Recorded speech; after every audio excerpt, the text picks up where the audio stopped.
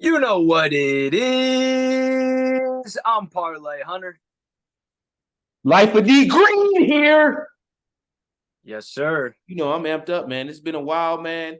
Another exciting weekend.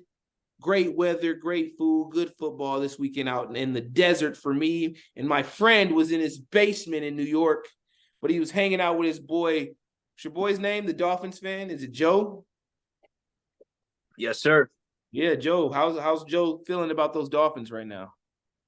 Man, he's good. I mean, I just saw today that they might sign Ndamukong Suh for the playoffs. I think that'd be a really good signing because, like, you got that veteran guy coming in there. He could lead them. I feel like it could just be very good, and that presence. It's hard to find motivation in the NFL, and that could be a very motivating factor for them. Yeah, let's not forget too. He won the Super Bowl with the Bucks a couple years ago. Right. So yeah. So the experience, yeah. So you and Joe were hammered watching the Giants lose to the Saints or what? No, it wasn't hammered. Just drinking a couple brewski ciders. You know what I'm saying? Watching the Ravens. We went to a Ravens game, the bar, and then the Ravens shellacked the Jaguars, and now we got to ask ourselves, is it too little, too late for the Jags? Yeah. You think so? We'll get into that. We don't want to start with that. We want to start with your good friend Jerry Jones. I know I'm best friend. I mean, yeah, whatever. Me and Jerry go way back. Yeah, way back. I know, like that right there. I mean, I got one too, though. Oh, I got the braids in too, but I got a hairline back there too. But yours is, my friend. You look like Rob Schneider a little bit over there. But just a quick joke. I'm not here to fucking joke on parlay. Yeah. So the Cowboys went to Buffalo. We expected a very good game. It ended up not my feelings. It was rainy in Buffalo. Didn't have no Buffalo wings, but the Buffalo Bills, led by, hey, this is your guy though. You do like this guy, Josh Allen. You talk about him a lot. What did you see from Buffalo? And is this a concern about the Cowboys, or is just Buffalo finding their rhythm at the perfect time, led by Josh Allen? James Cook had 179 yards, had a nice receiving touchdown, caught the ball like that. Diggs does Diggs things, one hand. Even Gabe Davis got involved in the action. What do you take from this Cowboys loss 31-10 Buffalo Bills? Okay, so we got to talk about the Cowboys, but first we'll talk about the Bills. But I do want to hear, Cowboys, they do those Cowboys things, at the end of the year when you can't be doing it. But the Bills are getting hot right now at the right time.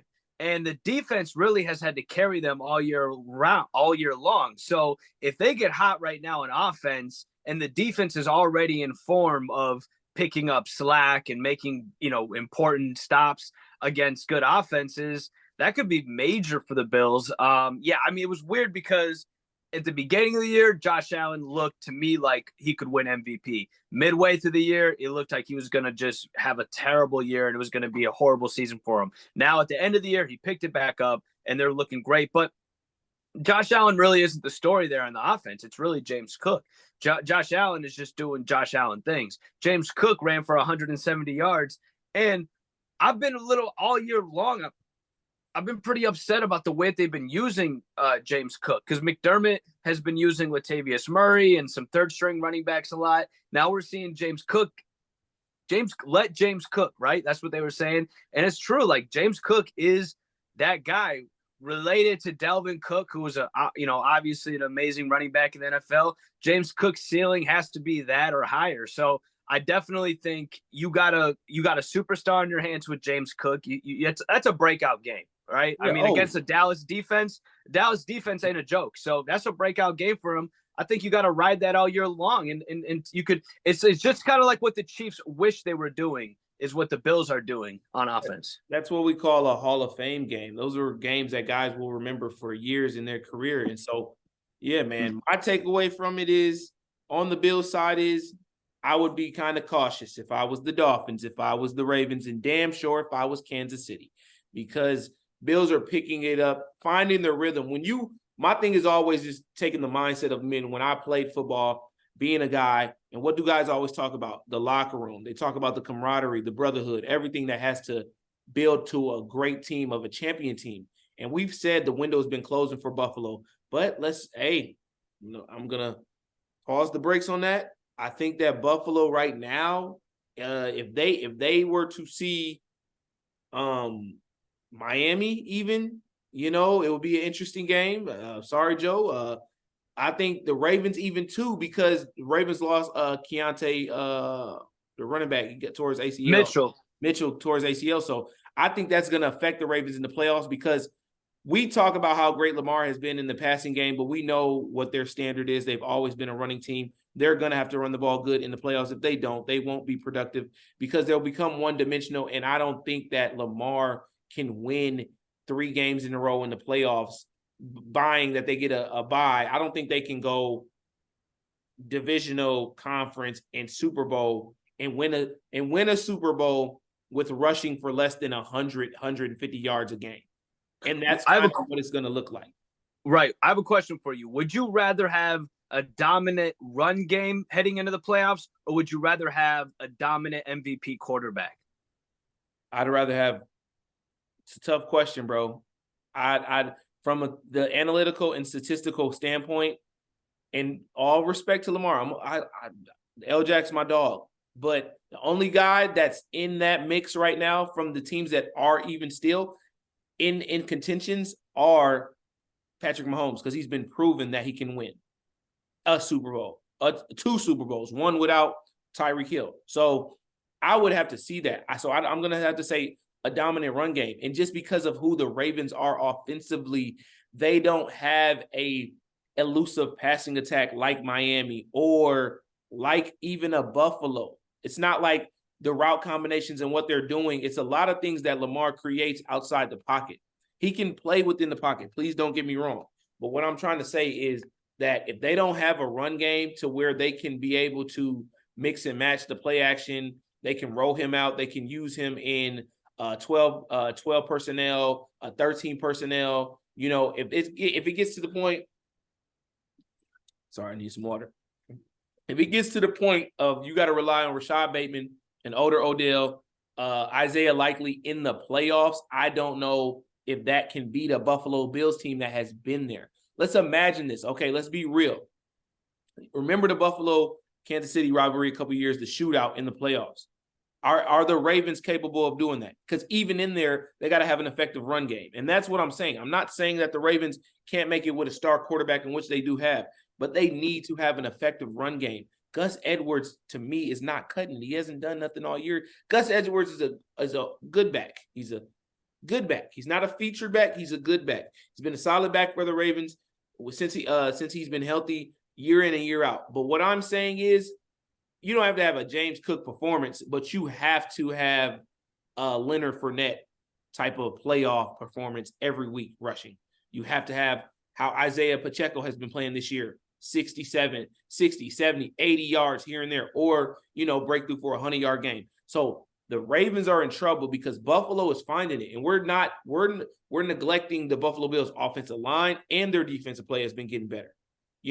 Dallas was coming in red hot as far as offensively, statistically. Dak was in the race for the contentions of the MVP as well. I think that the trophy is going to go to Brock Purdy now, MVP. That's how I feel. That's what's kind of brewing. I'll talk more about that because I was actually at that game. So I got to see the 49ers live. But it's scary, bro. Buffalo is looking very scary right now, and I would be afraid. And on the other side, just to talk real quick about the Cowboys, I think their problem is the lack of run game. It is strongly a problem, and that's gonna be the demise of what we've seen before, and it's gonna be a predictable NFC playoffs. It'll be, if the Eagles make it there, it'll be the Eagles at the 49ers. 49ers are going to Super Bowl. I don't like to talk great about the 49ers. You know my beef with Reese. It's a friendly beef, but I truly am gonna say right now, even on December 20th, the San Francisco 49ers, barring stay healthy, will win the Super Bowl. I've seen it. I've seen it live with my own 2 eyes. Yeah. So we're gonna, if you ain't got a comment, alert the 49er fans. If you don't have a comment on that, we'll pivot right into this. I was in Glendale, Arizona this Sunday to see my boy Nick Rao. Go I ahead. just want to say I do my buddy, the Dolphins fan. That's exactly what he said though about with the Bills not wanting to see the Bills that first round. Miami does not want to see Buffalo in that first round because again, you got Josh Allen, definitely a guy who can go head to head with Tua if it's the right day, and you just know it's MVP. So I just to your point on that, I agree with you. That's not the team the Finns want to see round one. Could really No, and put them out of their. his offense is playing, his offensive line is playing tremendously better. I mean, that's the major thing of why Buffalo had a strong run game. And they were and give credit to Sean McDermott and all the coaches. They schemed up a great game versus the Cowboys. Pivoting to like what I just said, I was in Glendale, Arizona, and I think I witnessed the game ceiling MVP race, Brock Purdy. Although if he has a crazy performance versus the Ravens, this game in front of him definitely will seal that trophy for him. 49ers beat the Cardinals 45-22. Cardinals put up a fight, bro. It was a great atmosphere. Let me just talk from a fanatic standpoint, being at the game. I haven't been at a game versus the 49ers. So now being around 49ers fans, they're just like us, the Steelers. They're just like the Cowboys. Your typical Green Bay, all your blue blood teams of the NFL. Like their fan base is crazy. They pretty much dominated in numbers as far as the fan base there. Crazy atmosphere. The 49ers are just loaded with talent, bro. They have Debo, they have McCaffrey, they have Ayuk, they have George Kittle. Even their backup running back Mason was running the ball good. Like, bro, they have weapons, bro. And I wouldn't be surprised even if you put and don't quote me, if you were to put, like we say it all the time, whatever quarterback you put in there, he can make things happen. Sam Darnold got in there for a couple plays. Brock Purdy had got hurt in the middle of that game, and it kind of just looked flawless for even him. And so I'm just like, bro, this is scary. So, I'm just saying, Brock Purdy, watching him live, there's no more hatred coming from me from this kid. He's not my favorite quarterback, but the dude is efficient. He's number one and second in passing yards, but he's 32nd in passing attempts. So that shows you the efficiency, the completion rating, all of that, bro. 49ers, Super Bowl champs this year. All right. Well, we're going to have to quote you on that, if they win the Super Bowl or if they lose the Super Bowl, I didn't want to say it, bro. I mean, I don't even – this is like the most predictable playoffs. That's why it doesn't seem exciting for me, because the only way I can truly see them losing and who they're losing to would be the Eagles in the NFC side. It wouldn't be in the Super Bowl because I just don't think Baltimore matches up well with the 49ers and in what 49ers have been doing in picking up Chase Young and Randy Gregory and building a fucking front 14, not even a front 7, backups playing good. And then you get Chartavius Ward to now emerge as an elite corner. And, bro, pick 6 that I seen live, it's just – I mean, I will say this. I'm sorry. I'll let you finish. No, I don't like talking good about the 49ers because now Reese is going to get on here and he's going to be like, oh, you're bandwagon. You're hopping on the – no, I'm not. I'm just paying respect, bro. I watched it live. I love good football. 49ers, I'll say this. More credit to Kyle Shanahan. That's who I'll give the credit to. I'll say this. One guy who would definitely be a dark horse MVP right now, but I just watched his game. And on offense, they have players on defense too, but they have everything covered on offense, every position. And if you get into a shootout, hey, it's really who's got the ball last with the last 2 minutes. And that to me is the Detroit Lions. The Detroit Lions right now, Gibbs, Montgomery, each of them are getting 100 yards. Yes, McCaffrey can go for 120 yards, but do they have another running back who can go for 100 yards? Not like the Detroit Lions do. Laporta matches up well with Kittle. And then I just seen them last week. They got our favorite guy involved, Jamison Williams. He went for almost 50 yards. He's starting to get involved. St. Brown is obviously one of the best wide receivers in the league. One of the best. I'm not saying he's the best, one of the best. And then, if things kind of get going, you never know. I don't know who that wide receiver 2 matchup could be. But Goff is a very, very good quarterback this year. You really be impressed with Jared Goff and what he's been doing this year and how he's, basically, dropped my phone, but basically how Jared Goff has, what he's doing over there in Detroit. And he's brought that franchise, a franchise that needs to be relived, rejuvenated, brought him back from the dead. Detroit Lions. Hey, I'm not saying it's going to happen, but since you're making Super Bowl picks over there, I'll go ahead and just say that the spoiler for your Super Bowl pick is going to be the Detroit Lions in the NFC playoffs. Yeah, man. It's hard for me to believe that. Detroit is good. I'll say this about Detroit. No experience, bro. No experience in the playoffs. Dan Campbell is a great guy. Run through a brick wall for the guy. Jared Goff resurrected his career in Detroit, but just no experience, bro. You're really like that game would be like watching Little Giants, bro. Like, I mean, they do have a great scheme offensively, but especially too, they're gonna have to be on the road. That's tough. That's tough on the road. It's just the way things is lining up. It's just so due for the 49ers. I will say this, bro. This is it. Because they're not going to be able to bring everybody back. Dwight made a lot of great points that Reese did ignore on the show.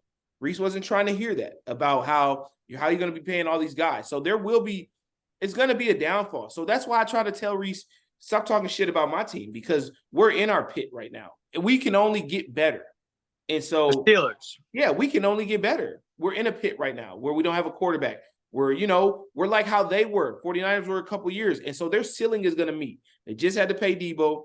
Trent Williams is paid. He's going to retire after he wins the Super Bowl. You're going to have to pay Brock Purdy a shit ton of money. Going from Chase Young, but I'm saying even Brock Purdy, going from Mr. Irrelevant, making the bare minimum to being an MVP candidate, probably MVP, and then winning you a Super Bowl. I don't think we've ever seen that. So that's going back to that conversation about MVP, why his career is so impressive. We've never seen this, Hillmeyer. It's Super Bowl or bust for them. Yeah, and McCaffrey is a guy who's, he's a running back who's going to want to get paid, but nobody wants to pay running backs. I'm saying just from the standpoint of being Mr. Irrelevant, that just, awards. And it doesn't mean a lot, but you're right. McCaffrey's going to have to get paid too. So where do you dish all this money?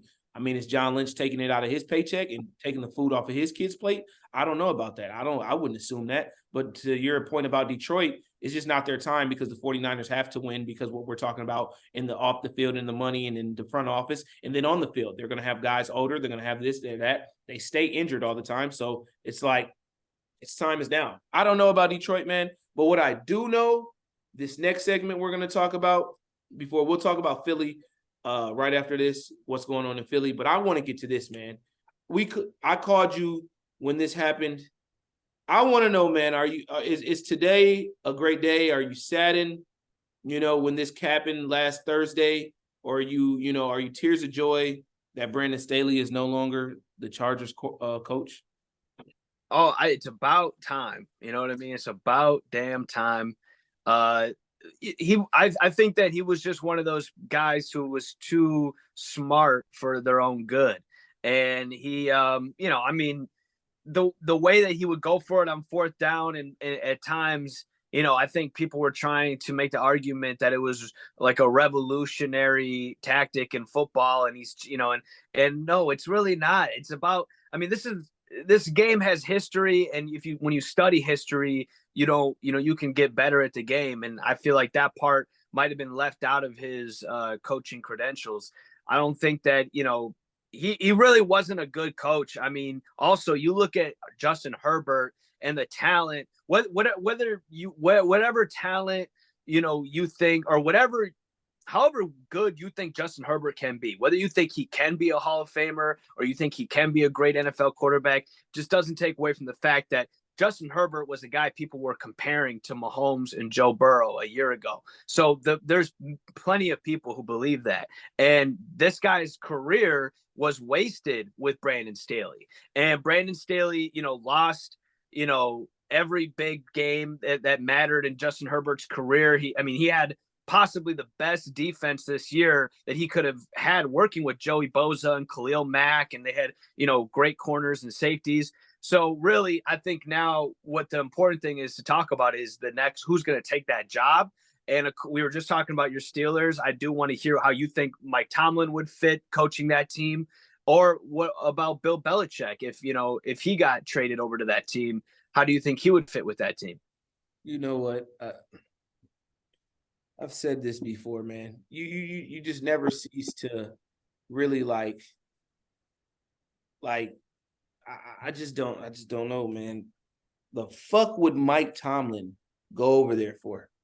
You tell me that. Well, you got Justin Herbert, number one, a stacked defense, number two. Los Angeles is a great place to live. Seems like, I'm not going to say anything bad about Pittsburgh, but I am going to say. Have you been to Pittsburgh? I have not been to Pittsburgh. Neither have I, so don't say anything. I didn't say anything about Pittsburgh, all right? All I said was LA is a good place to live. It's West Coast. To answer your question, sunshine. To answer your questions and to keep this fairly short, LA.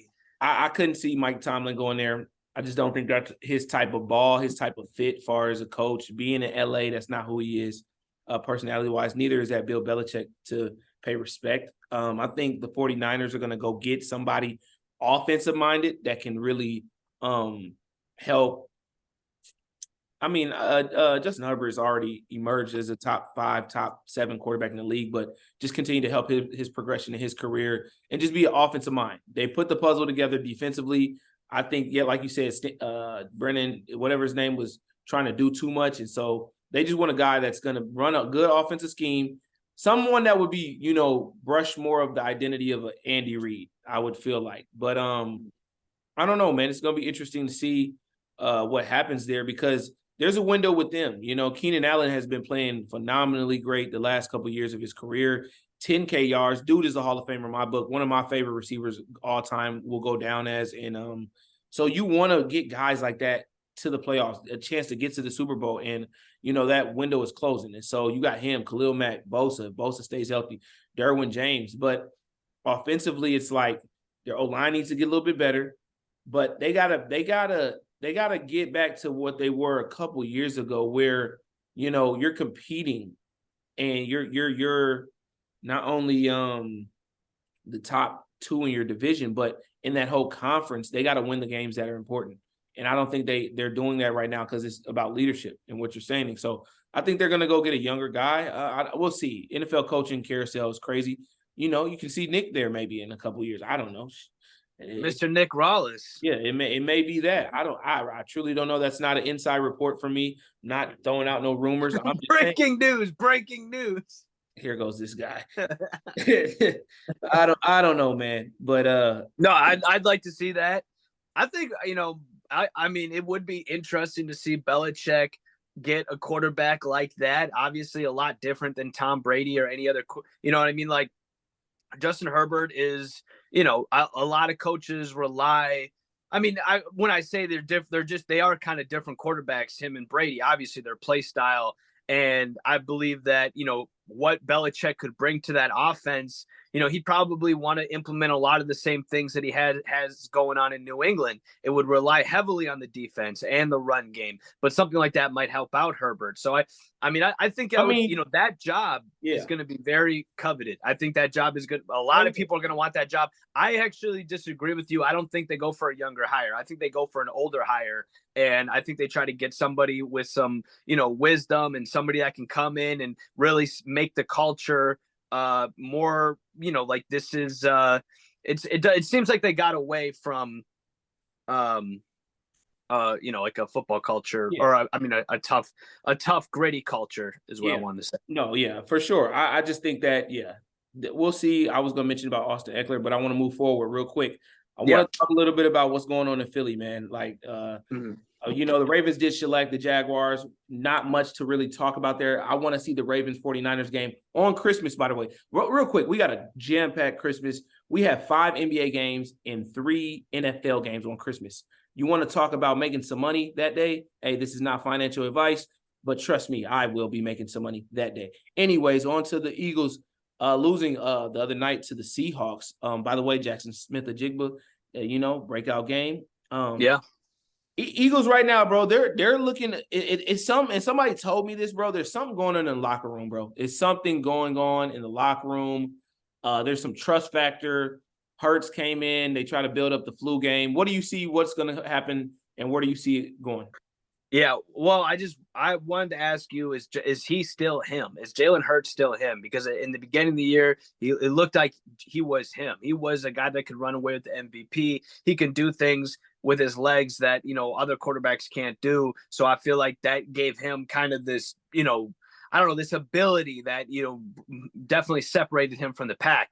And of course the tush push, that play is probably going to be out of the NFL next year, because it's just so dominant and nobody knows how to stop it, and it's an unstoppable play. So we'll see what happens. But yeah, I was saying it all year long, though. Those turnovers are catching up to him, and they have to run a different kind of offense where it's easier for him to not throw as many turnovers. I think that the screen games are predictable, and it must just be too predictable for defenses. So that's an issue on the OC. That's an issue on the play calling, in my opinion. When you just run the ball for the whole quarter and you're dominant at that point, but you can't do anything else, you got a problem. And so you got to figure out better offensive pass plays to have those. Also, it's not like AJ Brown and Devontae Smith are having bad years. They're having great years. So it really has to do with the play calling, I believe, and better play calling for Jalen Hurts to not throw turnovers. Yeah, it's trust on the defense. They're discombobulated, switching up the defensive coordinators, all of that. I want to see how they're going to finish these last 3 games going into the playoffs. I do believe Jalen Hurts is still him. You asked me that, but I think that there's something going on internally from the coaching to the players and the connection there. And so we'll see how that goes, man. On to rapid fire. These are rapid fire today, Parlay, just to let you know. So Saints at Rams. You don't got to tell me. Saints at Rams Thursday night. Rams open up at -4. Saints surprisingly won last week. That was interesting to me. I am going to look for the over here. The over here is, real quick, is 46.5. I will take that Thursday night. Yeah. Olave, man, it's hard for me to go with the over. I'll take the Rams -4. Everything's kind of clicking. Kyren Williams is good, and the whole offense, Puka and Kupp. So I'll take the -4. Saints are lackadaisy on offense. All righty, Saturday, Cincinnati at my Pittsburgh Steelers. Line open up -2. Cincinnati over under 36.5. Does not look like Jamar Chase is gonna play, and even if he did, motherfucker, where would you think was I going? Give me my fucking Steelers. I'll be at fucking Pat McGovern's Steeler Bar in St. Paul Saturday 3:30 with my terrible towel. Give me the Steelers +3. You though were saying the Bengals are, they're hustling, they're working hard, trying to get in there so that Burrow can maybe come back in the playoffs. But you're right, they're at home, or Pittsburgh's at home. Oh man, this seems like a game. Pittsburgh, I would take Pittsburgh money line as well. I think this is gonna end the party for Cincinnati. All righty, Buffalo at LA on Saturday, -12, 43.5 over under. I'm gonna play it safe here and just take Buffalo first time spread -6. Yeah. Okay. It's -6. You can get the -210 odds. That's pretty good. I will just go ahead and take Buffalo -12. All righty. Sunday, Christmas Eve, Detroit at the Vikings, -3.5, 46.5 over under. Vikings made it close game last week. Nate Mullins, that was kind of surprising to me. But I do definitely think that they'll take a back seat this week. I like Detroit -3.5. I'm telling you, Detroit is clicking on all cylinders right now. Give me Detroit -3.5. Interesting game here. Cleveland at Houston on Sunday. Line opened up to 2.5, 40.5 over under. Is still unsure if CJ Stroud will play. Joe Flacco has been balling for me on fantasy, so I expect this train to continue to roll. I will roll though with Cleveland money line. Yeah, I'm curious to see if Joe Flacco can lead these 9-5 Cleveland Browns through the playoffs. Hey, Joe Flacco, say his name, Super Bowl MVP Joe Flacco. Without CJ Stroud, I'll take Cleveland -2.5. All righty. Washington at Jets, -3, 36.5 over under. Aaron Rodgers been on Pat McAfee show. I watch it every day. It's pointless to me if he even comes play next week, but just to talk about this week, this is a fucking toss-up. Pause. I will roll with the under, and I'll buy 4 points and go under 40.5. Yeah, that seems like a good one because this is a weird to me. I would have thought Washington would have been favorite. I'll just that because I would have thought that, and the Jets put up a goose egg last week. It's hard to say that they would do that again, but I'll take Washington money line. Alrighty, Seattle at Tennessee. This is an interesting game for this contention of Seattle still trying to play for the playoffs. Tennessee is out of it. Will Levis played good a couple weeks ago. Seattle's -2.5, over under 41.5. I am going to have to say this is going to go over in points, 41.5. I kind of like that. I like that over 41.5. I mean, yeah, I mean, Gino might not be in, but it seems like Seattle can still score, at least 20, maybe. I don't know, actually. You know what? Give me Seattle minus. Actually, shoot. I don't know. This is tough. I can't even pick right now. I don't know, Gino. It depends. If Gino's playing, I'll take the over. If Gino's out, I'll take the under. Alrighty. Colts at in the A-Town versus the Falcons. Both teams still playing for playoff contention. Line is at Atlanta -1, over under 44.5. Desmond Ridder is not playing correct. It is Heineke. So I do like the over, but the better bet here would be to take the Colts +1. I will take the over because the Colts, Michael Pittman got to play. I think he will. That concussion, he seems to be fine.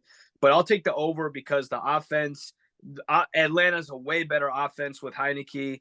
And I think Indianapolis is a good offense as well. So I'll take the over. Atlanta has a pretty good defense, though. But I think that the Indianapolis is good enough. Over. Alrighty, here we go. We got to go quicker real quick. Green Bay at Carolina. Give me Green Bay. That's a shellac. Yeah, give me Green Bay. That's a shellac. You're right. Jaguars at Bucks. Line Tampa Bay -1, over under 40.5. I like the over here. I like the over. Yeah, give me the over 42.5. Both offenses are still capable. Baker looked really good last week. Alrighty, Cardinals at Bears. I like line is 40 and -4.5. I think Nick can then bounce back. Give me the Cardinals +4.5. Yeah, this is a game that the Cardinals could definitely get that 4.5. So against Chicago, I'll take the Cardinals +4.5 as well. Cowboys at the Dolphins is unsure about Tyreek Hill, -1.5 on the Dolphins, and it's over under at 50.5. I like this to go under 50.5. Interesting right here. I like this to go over because Dallas is they got to have a get back. Alrighty, Sunday night, New England at Denver. Denver shaky last week, -6.5, 34.5 over under. I like this game to go. I like this game to give me Denver money line. Give me the all right, Denver money line for you. Give me the under. Both of these offenses, and this is just an under. This is just screaming under to me. Raiders Chiefs line 10 on Kansas City, over under 41.5. I like Kansas City first half money line. Yeah, give me Kansas City -10.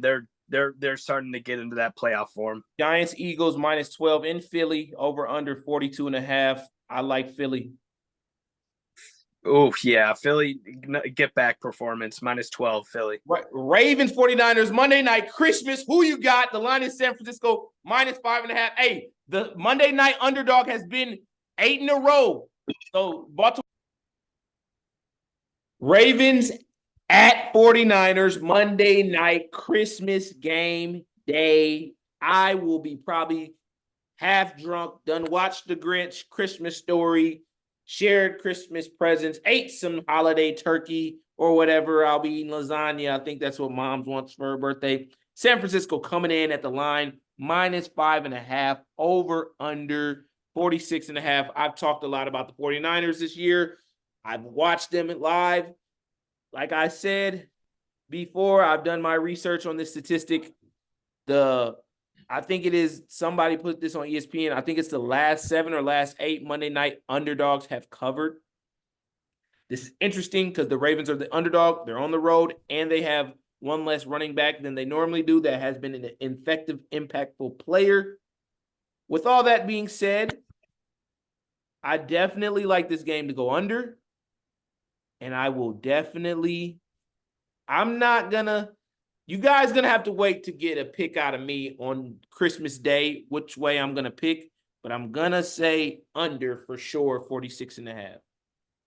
All right. I think what you said about, the underdogs covering, I think that they cover. 5.5 is too many for this Ravens team that could definitely be in the Super Bowl. The defense is going to keep them in there. And Keaton Mitchell, yes, that's a big loss, but everybody has had some big losses somewhere on the field.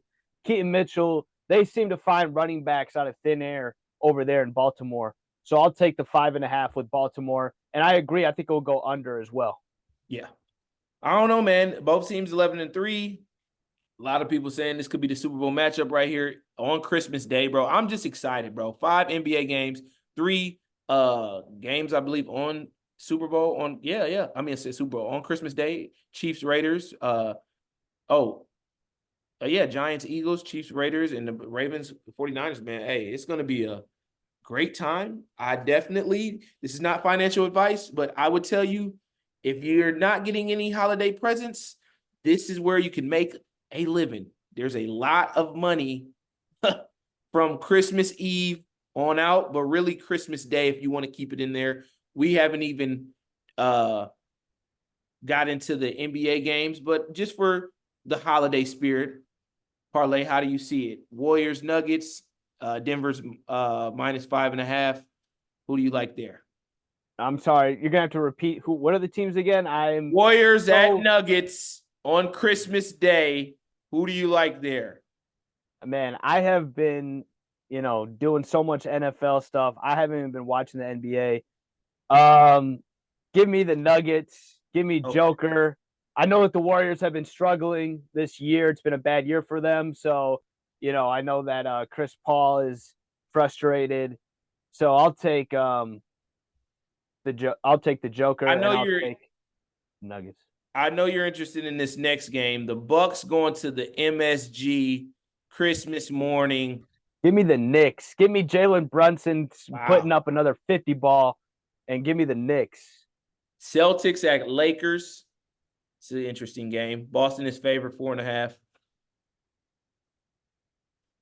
Who you feeling? Jalen Brunson. Jalen Brunson, or are you thinking James Bond? Which one is it? I mean, are you going Celtics, Lakers? Which way are you going with this? -4. The classic Celtics, Lakers. Give me LeBron and the Lakers. I love the Lakers. I love LeBron. Monday evening, Sixers at Heat. Jimmy the Goth, or Jimmy the, what does they call that? Not the Goth. Yeah, emo Jimmy. Emo Jimmy. Emo Black Nail Jimmy.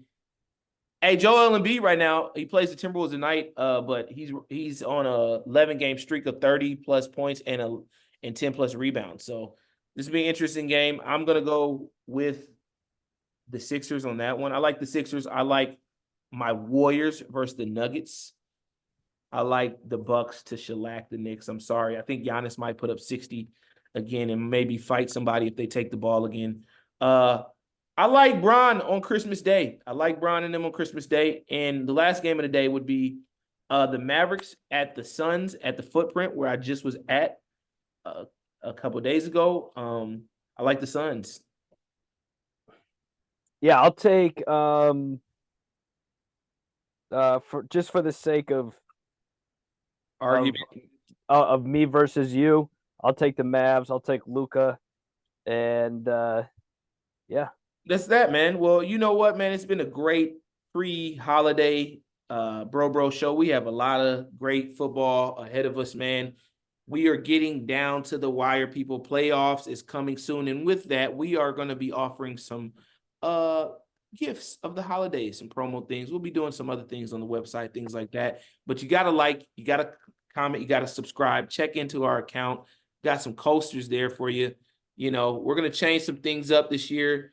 We're going to go get away from our Pixar and cartoon characters, and we're going to grow up from boys to men. We might even do an album cover, you know, holiday special, you know, something like that. So you guys tune in.